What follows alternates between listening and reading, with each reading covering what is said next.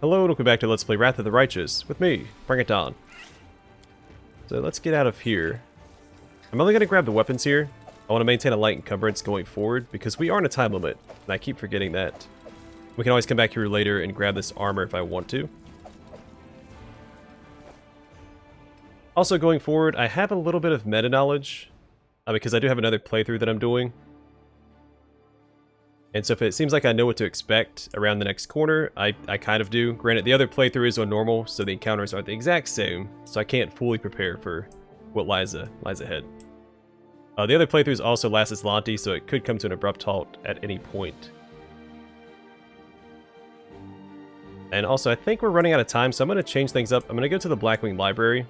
In my other playthrough, we didn't make it there before the time limit was up, and I want to see what changes if we make it there in time. Do not fear! Do not waver! I'll cut you wide open!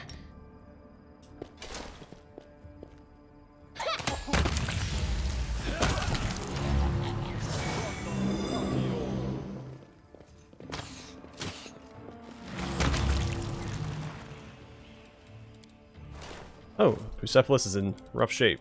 Let's heal him up a little bit.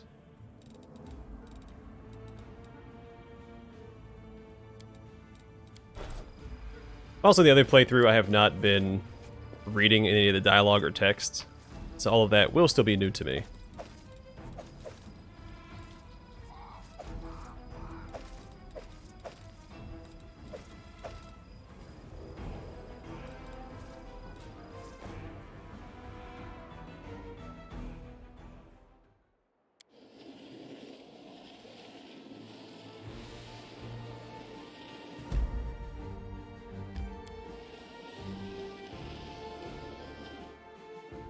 I didn't read this. A hanged cultist. A corpse wearing the robe of a worshipper of Discari hangs from a signpost. It's been here for a while, but the bag on its belt remains undamaged. I don't need to read that last sentence. It's the same for all of those little random encounter node things. Reagent nodes. A lost bag. A bag with a torn strap lies on the ground. Well, we shall loot it then.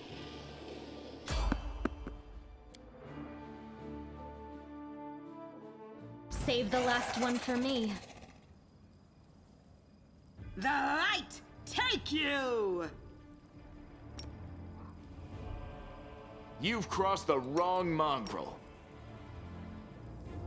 Let's try this way. The inheritor, guide my blade! The heck was that? It's like a green smite. That's what it looked like. Hey, no one's affected by anything, so I have no idea.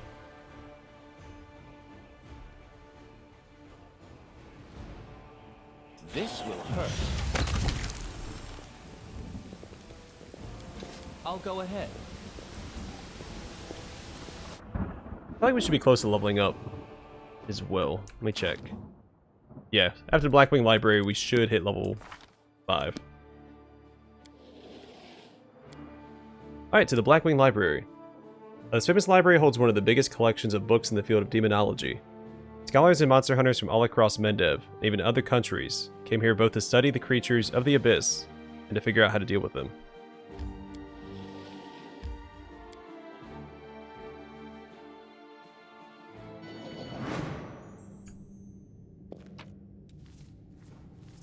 Rendelev, the Guardian of Canabris.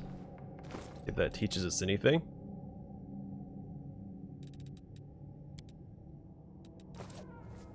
Oh, it does, okay. So I'm going to read all of the books that teach us something, because I think they're all unique. Canabris has no shortage of prominent figures, both those who have long passed away, and those who still reside within the city walls. But it's safe to say that the greatest guardian there ever was, and will be, is the Silver Dragon Terendelev. Among metallic dragons, the silver kind in particular has high moral standards. Although like most of their kin, they often remain indifferent to matters concerning mere mortals. They find it unbearable to watch impassively, as injustice and crime are committed with impunity. Gazing down upon Galarian from above, Rendelev has seen her share of injustice and violence.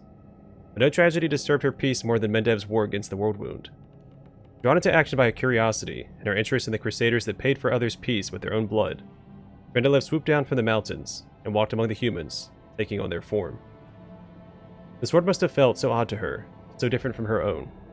Luckily for her, Trendelev was not the only dragon living among mortals, and the wise gold dragon Haliciliax became a mentor for Trendelev and her sworn brother Selvalros, who later mysteriously disappeared from history and human memory. And during her life amidst mortals, Trendelev performed many heroic deeds. She fought terrifying abyssal spawn, kept Canabras safe from enemy onslaught, and personally saved Crusaders in need. In one such excursion, she herself fell victim to demonic taint. Onlookers reported that her shining silvery armor darkened, her eyes clouded, and her speech and movements became ruthless and crude. But so great were her spirit and determination that she achieved the impossible. She overcame the seed of evil planted in her very heart, returned to good once more. Today, Trendelev is a living symbol of the resilience and stalwartness of Canabras, which serves as a stronghold for Crusades and humanity's bastion in the war against the demon threat. Alright, well that book's a little outdated. Now what is that? The Great Library of Canabras has been ravaged and wrecked in the most barbaric way.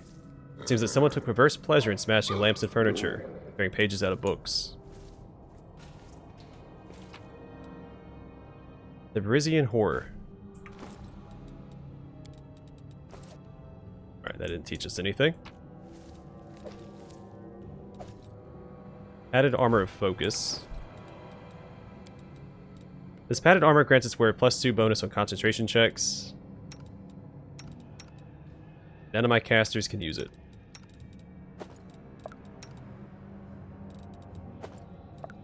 And I just recently found out that you actually have 2 slots here. You can equip a robe and armor. Kingmaker is one or the other. I'll learn something from this book too. Like Guido Pollen, notes from my travels in northern Avestan. With the knowledge that the best place to observe the effects of extraplanar energy entering our world is the region formerly known as Sorcoris, I immediately set off for that desolate land. Upon arriving in Mendev and making inquiries to find a guide who would agree to escort me to the lands bordering the World Wound, I came up against an unexpected impediment. The local rangers and guides categorically refused to help me. Desna, however, smiled upon me and led me to a local hunter. After 3 tankards of grog, he agreed to go with me to the World Wound and show me the area. By the time he had sobered up, it was already too late to reconsider. We had passed the last cordons and had plunged deep into the forest of Sarkoris. Even thousands of miles away from the planar rift itself, an attentive observer can discern the anomalies brought about by the World Wound, insignificant differences that become more and more pronounced the closer one gets. The first thing that struck me were the Unnatural Trees, that looked as though they had all been sketched from a single exemplar. When the quality of the air changed, it tasted different with every inhale, from sulfur to caramel, from acrid salt to spoiled herring. According to the almanacs I had consulted on my journey to Mendev, one of the first signs of the World Wound's creation was towers of black smoke billowing up from the rift.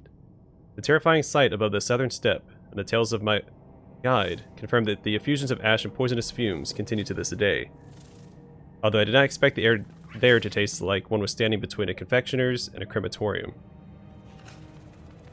As we journeyed on, we encountered the remains of dead livestock, dogs, and even people. Some skeletons bore the marks of demon claws, while others had clearly expired of rather more original causes. We even came across 2 perfectly mummified corpses, looked as though they had turned to stone. Skirting around a sparse and foreboding forest, we came upon a plain that was bisected by a series of unnaturally uniform hills. I would have been only too happy to study said phenomenon, but alas, after several paces, my guide was hoisted up into the air, and quite literally turned inside out. After shedding my blood-soaked frock coat and the encumbrance of my souvenirs collected along the way, I hastily withdrew. Alright, let's see what these books gave us. Alright, so the Trendelev book. This book grants a +1 morale bonus to armor class against dragon. And then Guino Pollen. This book grants a +1 competence bonus to attacks and damage on all natural attacks. Shame my horse can't read, because that would be really good for him. I know the way.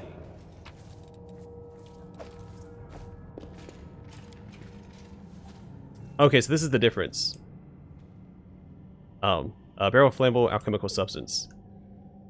When I came here last time, this pile of books was already on fire. And these people were dead. Well, except for one of them.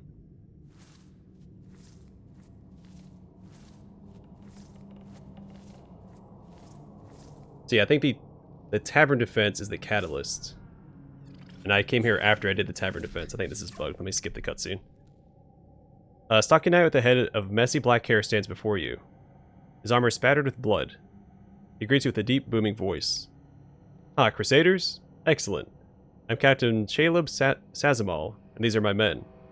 I'm about to burn these vile backstabbers and heretics here. These pathetic imitators of the traitor Relu, who tricked their way into the ranks of the Crusaders. The knight nods at a heap of severely beaten people, a strange elf whose appearance seems jarring for some unknown reason. Sazamal bellows threats at his prisoners, who seem to be in a state of deep shock and utter terror. A strange feeling rises up within you. It is pure instinct. You don't know what you're about to do, but you're certain that it is right. What happened to the library? Demon showed up and carried everything off. I wasn't here to see it myself. I was fighting in the square. But these filthy traitors told me everything. My fists made them quite chatty. So what, you tortured them? You think those methods are worthy of a crusader? Under ordinary circumstances, no. But look around. The city is burning. Now is not the time for squeamishness. Why do you want to burn them? The warrior howls like a wild animal. Look around you. The city is in burning ruins. So many innocent lives lost. And all because of abominations like these here. Cultists, heretics, and spies, slipping into our ranks, carrying out the orders of their brutal masters, preparing a heinous death for us all. They want to give us over to the demons, just like Aurelio did with Sarkoris. They deserve to feel the flames licking at their legs. You came up with the nasty words to use against people. You call them heretics, cultists, spies, so you don't have to call them people. Good people just like you. You'd feel bad for doing this to people, but not to heretics. Without those words, you wouldn't be able to burn them. You see that a lot, even in the real world with especially like fascist regimes. They pick a specific group of people to hate, because unity through hate. And they don't call them people, they have some sort of name for them that dehumanizes them. Take a closer look at the Ruthless Crusader. Caleb is talking too loudly, all while casting sidelong looks at you. You've seen similar behavioral quirks before, and liars.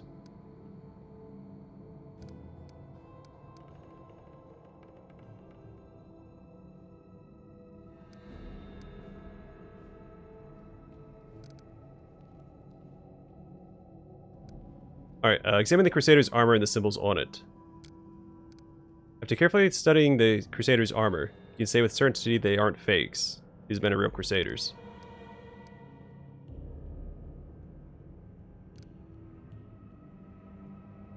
Do I have the Trickster mythic path? Given to the strange instinct. Idiots, stop. Heed my command. In the name of Baphomet. The words fly out of your mouth before you can even think them. Some gut instinct told you that this is precisely what needs to be said in this moment. And the words hit their target. The Crusaders jump in surprise, and look at each other in terror. Caleb leaps to attention and barks out. Sorry, couldn't have known. I will fix it right away, sir. An inexplicable feeling of rightness flows through you. You enjoy seeing the look of oafish terror in the faces of the Crusaders and his lackeys, and rebuke them for their fecklessness. And the music changed up. I wonder if that's the Trickster theme.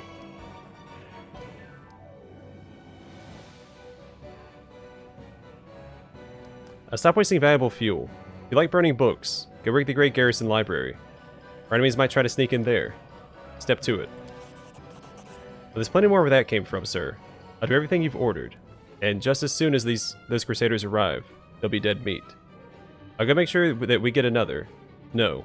Make it another 2 barrels of alchemist fire from the Great Garrison storeroom. Things are gonna burn right up in here, in there.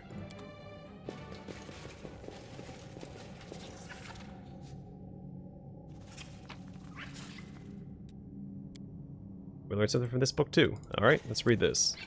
Temples of Iomedae, Father Lorien's Guide for Neophytes. Traveler, the road ever takes you to the outskirts of Canabris.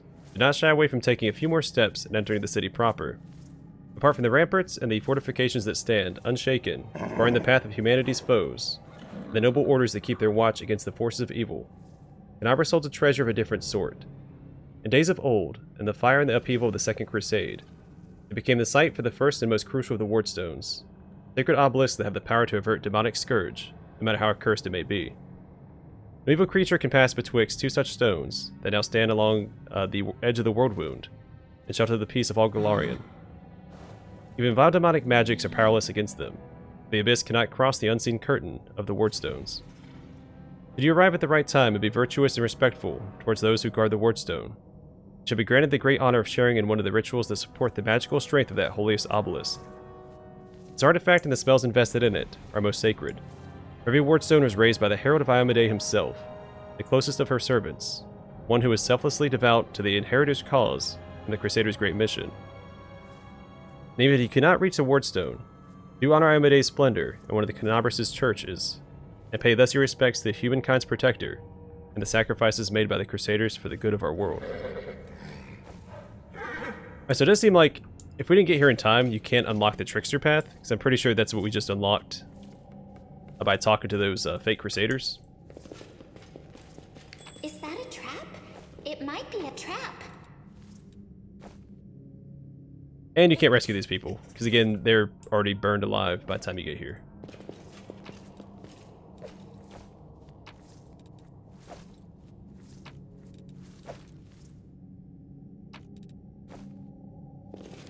A success worthy of praise. Now, this is a statue of the mage who founded the Blackwing Library. Got the wing off a demon known as Avert, and hung it above the entrance. Quarterstaff of Coercion. This +1 quarterstaff adds +1 to the DC for all will saving throws against spells the wielder casts. At the very least, we can sell that. Can't What a hide from me. discovery. Now, the bookcase is full of text describing demons and methods of fighting them. Regrettably, all this knowledge wasn't enough to save Canabras from the spawn of the Abyss. Alright, we're getting a lot of bonuses from these books here. Alright, the Keen Edge of Truth, Recollections, the Admonitions, and yeah, I said that right, of an Inquisitor of Asmodeus. The demon lords whose names are known to mortals number no more than a few dozen. Far more numerous are those who aspire to that rank and their own abyssal realm, but who as yet are unable to make a bid for such power. There are hundreds, possibly thousands of such demons, but their names are known only to experienced demonologists, and to those unhappy fools who decide to sell their souls to the abyss, and fail even to find a worthy patron for their trouble.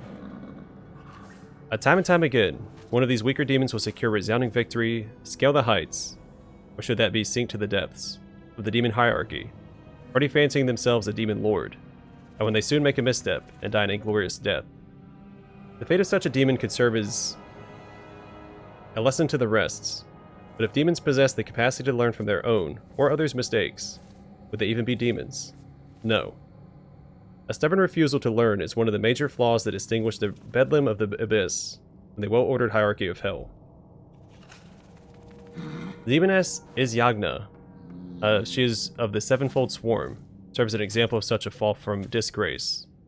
One of the many daughters of Lamashtu, she possessed 7 bodies, 7 mortal women of the various races of Golarion, each with an ant's head, controlled by one hive mind.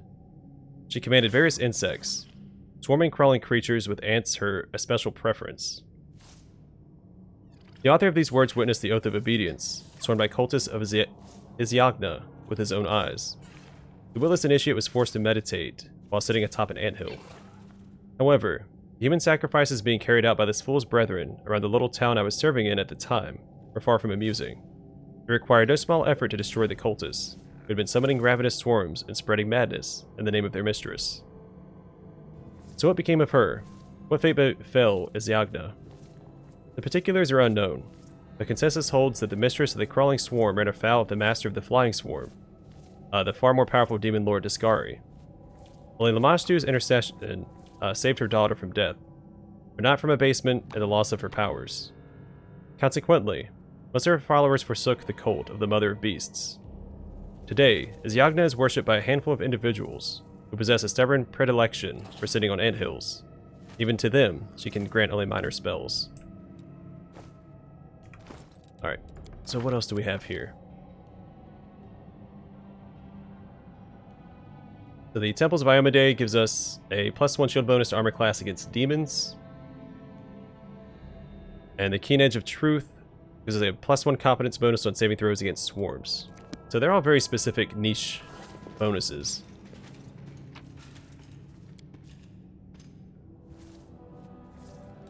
Alright, so that one is not... Follow my lead. Now these were behind perception checks, so maybe they're worth reading.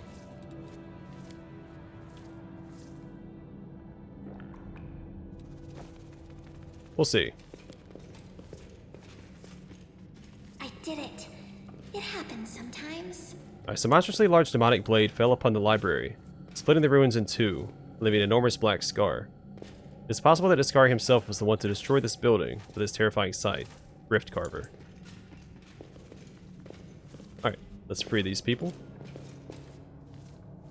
Praise Iomedae, we're saved. Came just in time.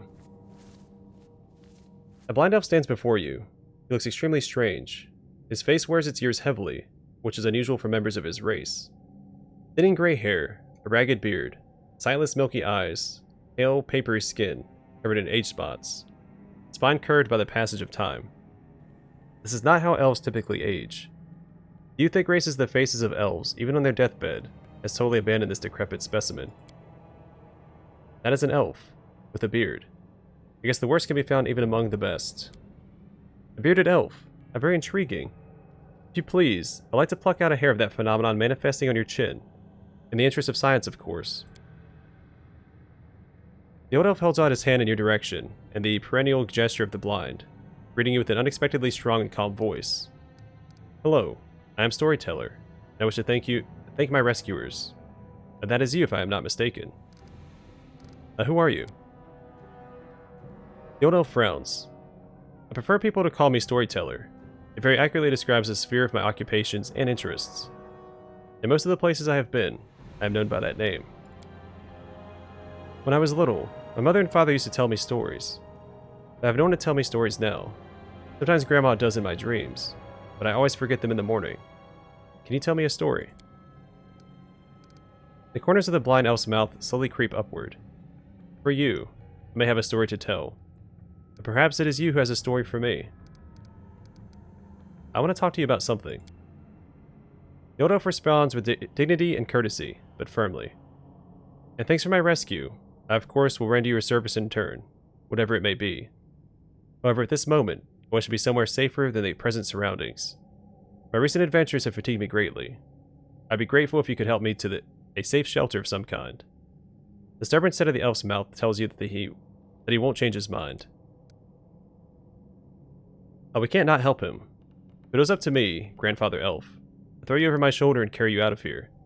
This is no place for old folks. I'm taking you to the Defender's Heart. Please accept my sincere thanks once again. And if I may, please don't rush. I'll struggle to keep up with your young legs. The Storyteller lowers his voice slightly. And I'm not the only one thankful to you. The young Crusader over there is eager to give his regards, but he is too shy to approach you. I can tell from his quickened breathing. When we reach a safe place, take pity on the lad and accept his thanks. Claim. The young man with the aristocratic features wipes the sweat from his brow, gives you a courteous bow. Allow me to introduce myself. Brother Claim at your service. Thank you for helping us. We thought we were doomed to perish. There's death everywhere here. Sometimes I think we're all doomed, but then death has passed us by, and we are still alive. Lan looks at Ember with sorrow in his eyes. But you're an elf. You should live hundreds of years and never even worry about dying. Little elf girls shouldn't even know such words. When children are thrown into the middle of a war, they learn many sad things. That's why we have to win, so that other boys and girls don't have to learn what we did. Who are you? We're Crusaders of the Order of the Flaming Lance. Our order dedicates itself to the pursuit of hidden knowledge and magical methods of fighting the demons. We're searching for our leader, Sister Mayamir the Scholar. She spent the last few weeks here, working day and night on some important research. When the demons attacked the city, we rushed here to find her, but it seems she left the city shortly before the attack began. Mayamir. I don't recall the name, which means this girl's scholarly contribution cannot have been significant, and yet her actions do intrigue me. If the opportunity arises, I'd like to find out what experiments she carried out. Mimir just left the city, leaving no word of where she could be found. None. She left in a hurry, without leaving any notes or orders. Why? I have no idea. The only thing that may serve as a clue is this book, the one she was studying. Then I holds out the leather-bound tome to you. Mimir's note mentions something about a stone book belonging to the Druids of Old Sarkoris. What does that mean? Stone books. The Druids of Old Sarkoris use sacred trees as books. They carve their secret knowledge on the bark. When the demons came, the Druids resorted to a dark ritual that turned the trees to stone, and the Druids themselves into undead, doomed to guard their stone library grove forever. That happened far from here, in the Stone Wilds. Is it possible that that's where Mimir went? Maybe she found one of those trees somewhere nearby. I don't know. How did you end up in this trap? A trader met us at the door. He seemed a faithful and passionate crusader. We didn't suspect a thing until they attacked us from behind and knocked us out. We didn't expect such trickery. Most of our order brethren are dead. We were desperate to believe that this man in armor was a fellow crusader, a comrade. While we were unconscious, they removed our armor and tossed us on the pyre of books. What macabre blasphemy. Now, who's the elf with you? Is he a crusader as well? No, he calls himself the Storyteller. He only recently arrived in Canabris. We often saw him in the library. He was interested in the writings about early Sarkoris, and the era before that. It seems the traitor caught him in the library, and decided to kill him along with the rest of us. The young man's voice drops to a polite murmur. Have you noticed that the Storyteller is a little odd? Even for Canabris, where you can meet the strangest people from the farthest corners of the globe among the Crusaders. Have you ever seen such a decrepit elf before? Not just old, but ancient, with a gray beard like that. Elves don't tend to grow beards, I thought, and they don't have wrinkles. An elf with wrinkles and a beard. A detestable absurdity. Hold on there. Beard isn't the worst thing a person can have growing on their face. You just see some of the people back in my village. The worst thing that's growing in your face is your mouth. Please try to open it a little less often. Man clenches his teeth and turns away with a dismissive wave of his hand. I go to the Defender's Heart. Those who are ready to fight back are gathering there. The city still fights. Well, that's incredible news. We'll go to our sanctuary guarded by our Order brothers and sisters. We'll bring them to the Defender's Heart.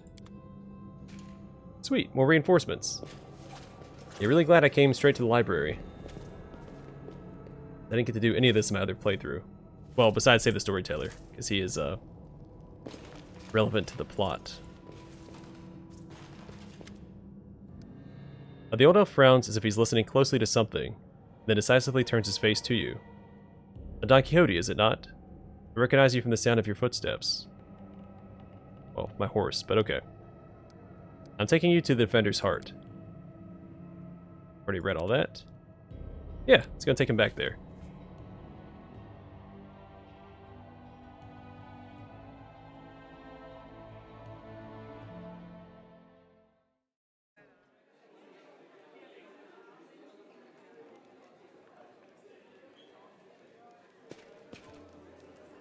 Alright, so I think we have a couple of things to do. We need to talk to Darren. Oh good, they're right beside each other. And the Storyteller, I believe.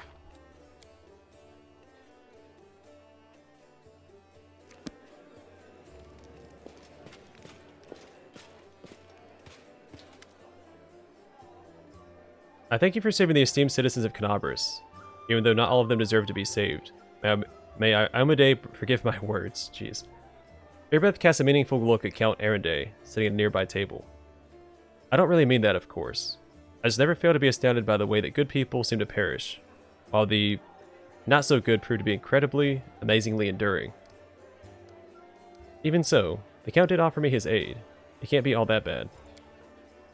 Yes, that's not like him at all. Joining the Crusades is a tradition among Mendevian nobles, but Darren Arendelle was never too keen on fighting demons. The Count has a certain reputation in Mendev. He's not a pleasant individual by any means, but he's not known for any particular villainy either. The Count enjoys a life of leisure surrounded by a gaggle of sycophants, who are always eager to badmouth the Queen at his command. He likes settling scores, too. There's a hero of the First Crusades, Sir Lant, A kind and honest man. Not man.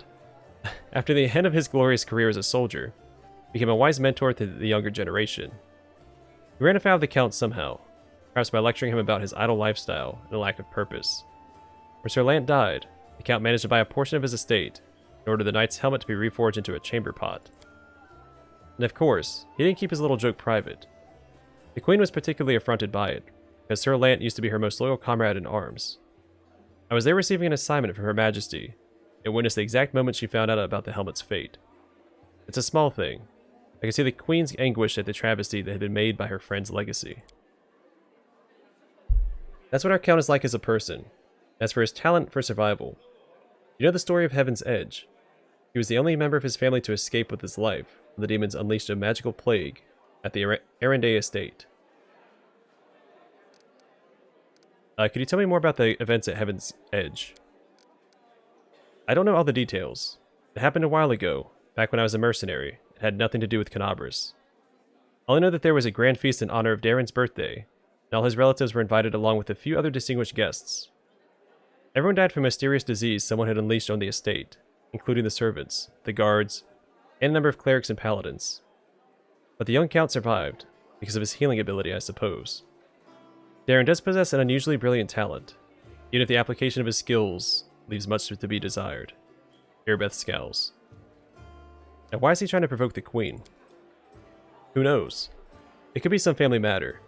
The Count is Her Majesty's cousin twice removed, or something like that. I think he simply enjoys infuriating people.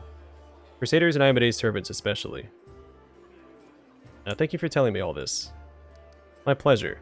I'm sorry you had to endure my grumbling. Now watching these things happen to my city has put me in a foul mood. The Tower of Estrad has been cleared of demons.